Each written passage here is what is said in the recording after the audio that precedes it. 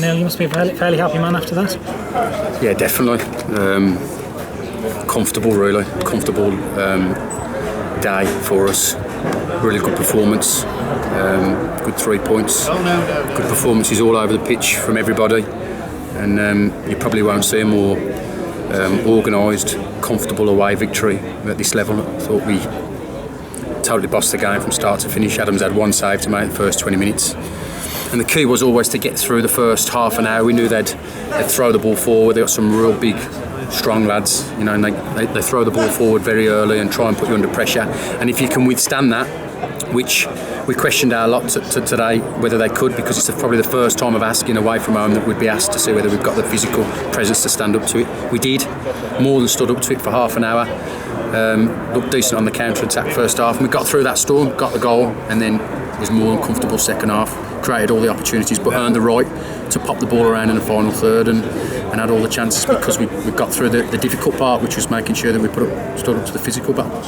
So I think once you scored the goal, it really was only one team in it, and just a case of when are you going to win? Probably. Yeah, managing the game, and I think we've learned big lessons from probably 2 or 3 weeks ago. We played Tividale away, half time. I think it was 0-0. I think it was 0-0. Yeah, and you know, we were a little bit gung-ho, throwing bodies forward, doing things that we wouldn't normally do, trying to chase the game, desperate to win the football match, rather than just being patient, being strong, being hard to beat, being difficult to score against, and having a patience about it, because you know we've got quality in the side. If you get through that difficult period, especially away from home, we're always going to create chances. We're always going to get opportunities because of the quality we've got in the squad. And I think in the 3 weeks since the Tividale game, we've come a long way. We've come to Carlton today, a team that will take points off teams, no doubt, because of the physical presence they've got, and manage the game from start to finish really, really well. And second clean sheet on the trot, is that as well? big bonus. You know, we're trying to get to this 10-game period, you know, to Tuesday where we're unbeaten. You know, and we're 1 game away from that. Been desperate for, you know, some clean sheets. We got one last week, a good one. We've asked the squad whether they can go this week without conceding a goal. Can we get back-to-back clean sheets? We've done that.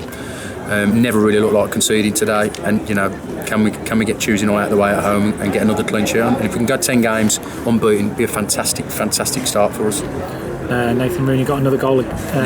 He's ahead of Ben Hastley now. Can that sort of competition to be top goal scorer be good for the team? Well, I think it's good for the team. I think it's good that we got a goal scoring midfielder that you know, he's on, you know, one ahead of our striker who, you know, will get 20 goals this season as an absolute minimum. You know, didn't look fully fit today, Ben, in terms of his hamstring was fine, but bearing in mind he hasn't kicked a ball since a fortnight ago when he come off with his hamstring strain. We've rested him because he's so important to us, so he didn't look as sharp as we know he can be, but he's had his 80-85 minutes. He'll be back to his best obviously Tuesday night or next weekend, so I got no worries with him. But what a fantastic midfielder to have that can get goals from midfield, whether it be penalties, free kicks or just joining in off the front too.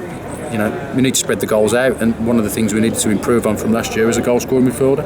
And he could have had a hat-trick today. Yeah. A couple in the first half and then his free kick. Definitely, yeah. You know, I think we could have won by 4 or 5 comfortably. The chance we've had, Levi had a good couple of opportunities, Dakes, couple of headers.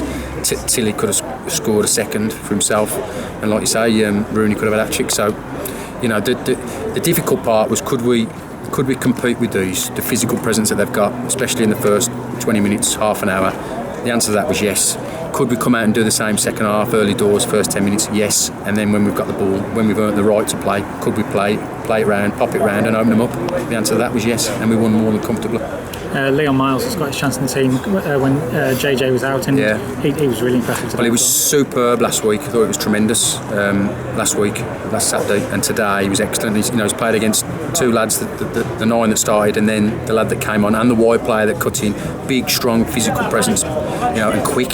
And I thought he was superb today at the back. Won every header, you know, barring a little bit of loose possession that he had second half and gave the ball away too. But he was excellent, as they all were. You know, we can go through them all and say how well they've done. I mean, Adams not had anything to do really. 1 save first half, but managed his game and managed his back 4 really well.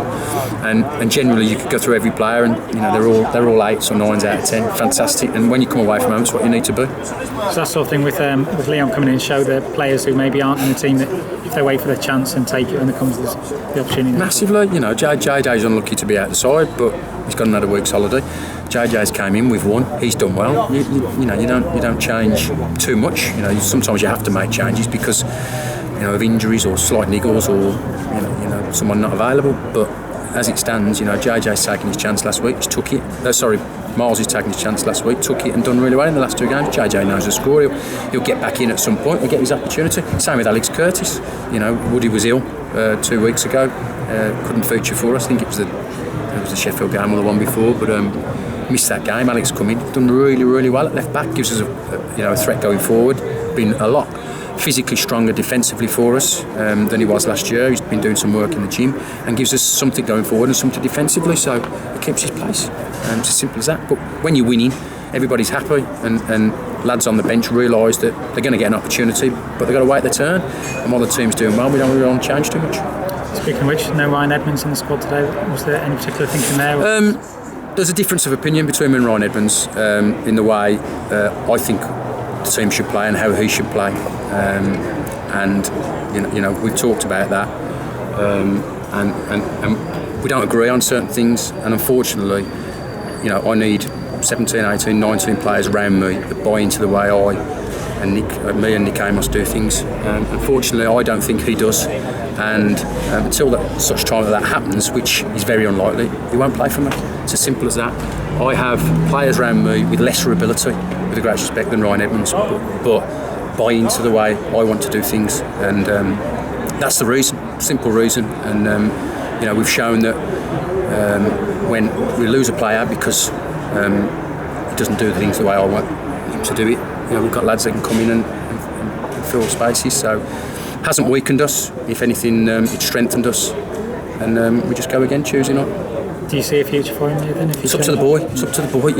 I knows my stance on it.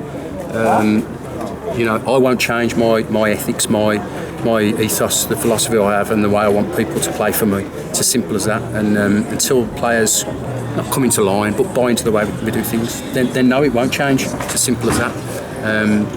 The boys agree with me. We've talked about it. The boys agree with me, and we move on. We'll go to Tuesday night and get a result. The squad of players, the football club, are far more important than any other individual. And I won't have individuals here. I want a team ethic and players fighting for one another. And when that happens, you get that type of performance. Just on Tuesday night, then, what are you thinking out of that game? Wait and see if you've got any niggles from this one. Go and win. We'll have a little look. I don't think anybody's picked any knocks up. I think we're fine. Ben came off just precautionary with his hamstring. Just recovering now Sunday, Monday, and go again Tuesday. Desperate to get 3 points at home. See if we can be unbeaten after 10, and just keep it rocking and rolling. Sam Griffiths, Tom Morris, any chance of struggling? Sam's struggling with his ankle injury. It's obviously ligament damage that we, at the time we didn't realise. So he's no further forward. He hasn't trained yet, and he's still quite swollen. He's not going to be involved over the next week or two. He needs to train and see whether he can get through that. Tom Morris had the flu. Didn't train Thursday with the flu, so he hadn't trained Thursday, so he wasn't involved. And that's fair. That will be the same again. I think Jonathan Capen's loan is up today, so I've got to speak to Port Vale about that. Would you like to extend it? Well, I would, but I'm not so sure. Port Vale probably wouldn't want to because he hasn't had much football, and I feel a little bit sorry for him, and it's a shame. Great kid. As long as the loan's gone on, he's got more involved with the squad. He's become a decent lad, and he gets on well with the squad. But unfortunately, because of how well we've done, he hasn't featured. And with the greatest respect, Ben Hazley and Harves, and they know their way around non-league a little bit better than Jono does. So it's a steep learning curve for him there. He's only used to academy football, and unfortunately coming up against sides like we played today, and that's not really Jono's game. So it'll probably be out of my hands. I would imagine Port Vale will probably want to take him back and get, if he goes back out on loan, they'll probably want some more more regular football into him. We'll ask the question, but if he goes back, then we've got ample replacement in Joe Thomas, who's shown really well in cup games and in training, and obviously Harves, who's chomping at the bit to get some regular football. So we'll see. We'll cross that bridge Sunday, Monday. Okay. Cheers now. All right, no worries. Thank you.